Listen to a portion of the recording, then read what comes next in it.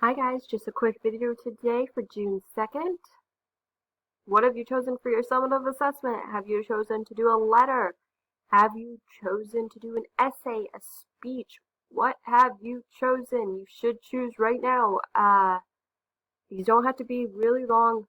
Even the speech doesn't have to be long. If it is in Times New Roman, double spaced, as is ELA format requirements, then you should only have to take up about a page and a half, and that would be very acceptable as long as you're forming an argument to answer the question that you chose from that list I showed you on the assignment.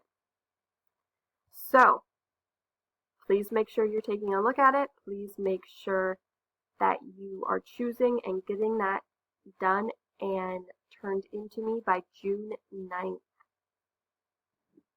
Have a good rest of your day. Please email me if you have any questions or concerns, especially about your final grade.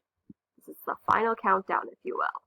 So please get those questions into me, and also any previous assignments into me. And don't forget to check that to-do list that I sent to you guys a couple weeks ago that said, hey, this is what you need for this letter grade, this letter grade, or this letter grade, or to get that pass if that is the route that you and your parents have chosen to take.